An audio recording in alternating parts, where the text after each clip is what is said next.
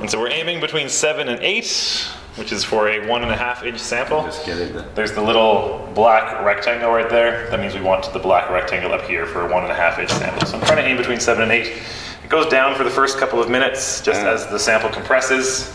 And also because there's lots of space in between, so these gravel-shaped particles, they move in, so they make room for each other. Now, as you can see, the heater is on too, so the light is on here. And so now I'm going to set a timer for 10 minutes. So the temperature of the heater is roughly around 175 to 200 degrees C. That's the temperature that Bakelite is not a thermoset yet, it's thermoplastic, so it gets melted at that temperature. And will turn into a thermoset Then it given turns the to a heat and thermoset. pressure. That's right. Once we have the polymerization reaction, in this case, step growth or condensation polymerization, if you like. That's right. Beautiful. Okay, now the pressure might drop as the Bakelite gets melted. It's highly pressurized, but I'm going to show you later. It probably takes a few minutes for the pressure to drop to 0. We don't want that. We want to maintain the pressure somewhere between 6 and 7, somewhere around here. So we're just going to pause the video for the sample gets ready, and we're going to continue filming in a few minutes. All right, our 10 minutes is up, which means our sample has finished setting. And so at this point, what we could do is take off the heater and actually apply some cooling fins. That makes for sort of the best quality. And so the heater is off now. Yes, it is. Yeah. One more thing to prove it. There you go. The heater's off. And we can put on these cooling fins, which is essentially just a radiator. It absorbs the heat and out to the fins, which goes out into open air at that point. And so we can apply that and leave it on there for a period of time to allow some additional cooling. I think we're just going to go ahead and take it out without cooling. Right? Yeah. Sounds good.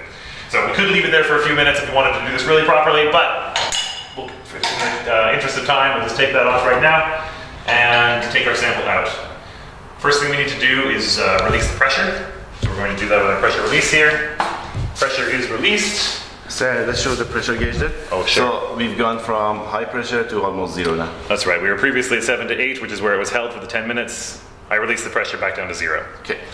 At this point, I can remove this guy. It's fairly hot, so... It is fairly hot, which is why I'm not touching it for a long period of time. It's stuck and I cannot pull it out, but if I close the pressure here and begin to pump, that's going to allow me to lift my sample right out.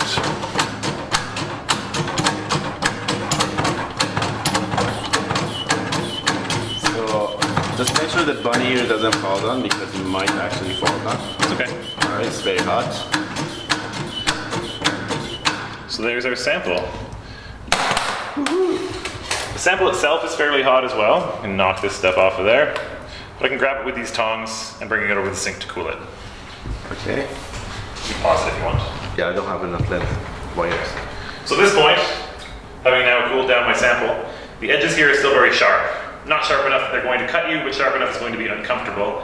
And so it's going to be to just use a dry grinder, just take the edges off, just like that. I'll take it off the one side here, because that's where I'll be holding it, that's for comfort. I'm also going to take it off the other side here, because it tends to catch the belt a little bit during the grinding process if I don't take off that edge, so it's going to give it a little quick grind there too. And the polishing too, especially the polishing is fast there. Right. So if there's a little bit of edge there, it might actually cut the surface of the polisher.